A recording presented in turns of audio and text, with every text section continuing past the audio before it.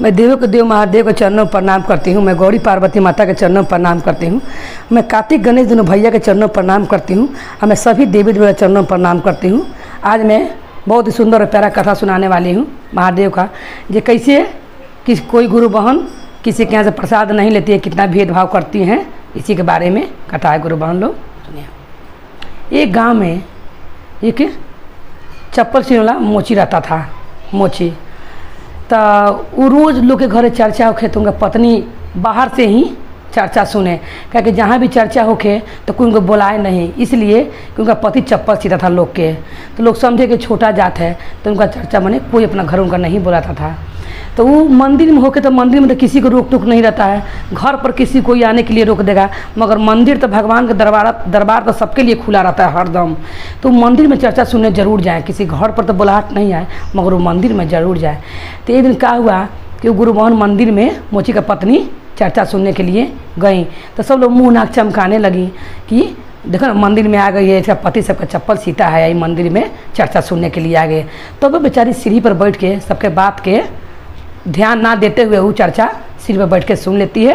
और चर्चा खत्म होते ही महादेव का नमन करके वो प्रसाद जो वहाँ पर लोग ऐसे हाथ करती तो ऊपर से लोगों को प्रसाद देता है कि मैंने छोटा जात है, तो इसीलिए वो प्रसाद लेके चलाती है, जो ना नीचे ही हाथ करके प्रसाद लेके चलाती है बेचारी। तो एक दिन वही मंदिर में कहती है, फिर दूसरा बार मंदिर में चर्चा होता है किसी के यहाँ, तो फिर मंदिर में वो जाती हैं तो कहती हैं कि ये गुरु बहन लोग, हमको भी बहुत मन है कि हम भी शिव चर्चा अपना घर पर करें।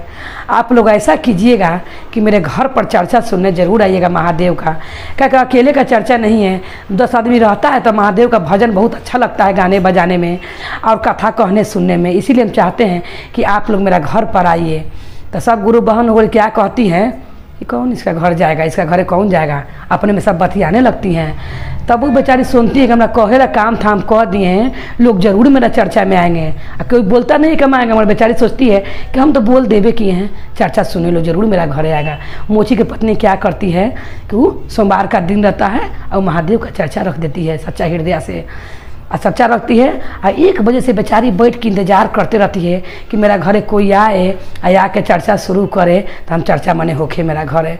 बेचारी सारा फल प्रसादी ला के घर में रख लेती है, मगर छोट जात के कारण उनके घरे कोई नहीं आता है चर्चा में।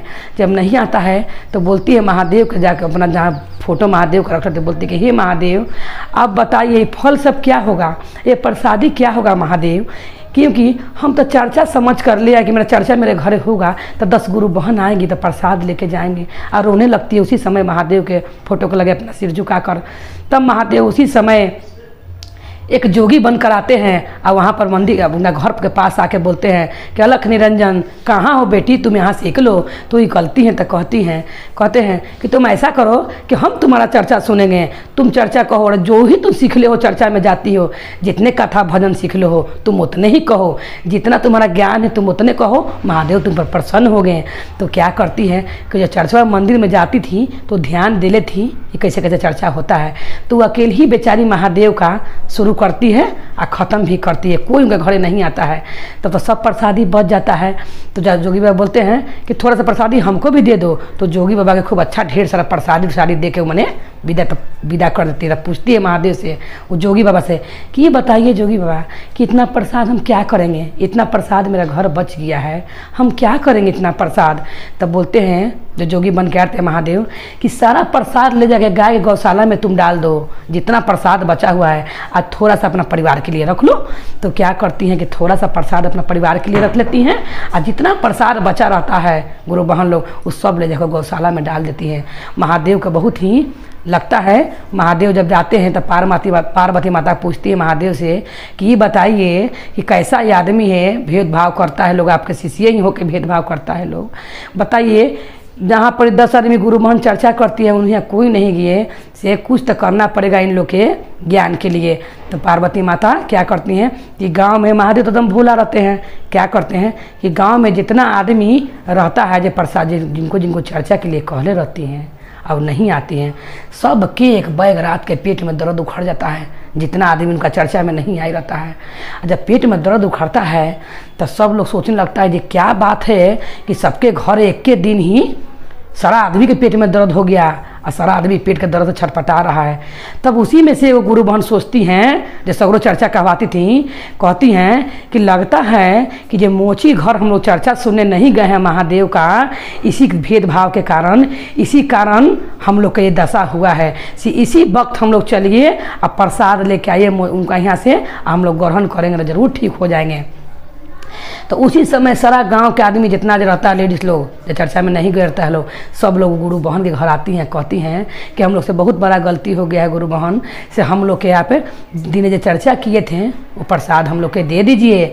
तो कहती हैं कि अब कहाँ प्रसाद है, तो जितना प्रसाद था हम सब ले जाके गौशाला में डाल दिए। तो कहती हैं कि हम लोग गौशाला ही में से बीन के खाएँगे, मगर हम लोग चुन के ज़रूर खाएँगे। उसी समय वो लोग गौशाला में जाता है और जितना प्रसादी वो छिटले रहती हैं, तो जब गिरिए जाता है, कितनों गाय का आदमी देता है तो 4 दाना गिर ही जाता है, तो जितना मखुदाना बेदाम छिटाई रहता है वो सब चुन के गुरु बहन लोग एगो दाना खाती हैं, तो सारा गुरु बहन लोग के बेटा के पति का पेट का दर्द ठीक हो जाता है। तो इसीलिए कहा जाता है कि जैसे किसी से भी भेदभाव ढेर नहीं करना चाहिए। अब महादेव के चर्चा भजन में कथा में तो आओ नहीं सोचना चाहिए कि नहीं बोला है तो हम नहीं जाएंगे, काहे कि गोतिया के शादी नहीं है, ये महादेव का चर्चा भजन है। बोलिए हर हर महादेव की जय, गौरी पार्वती मैया भवानी की जय, भैरव भैया की जय।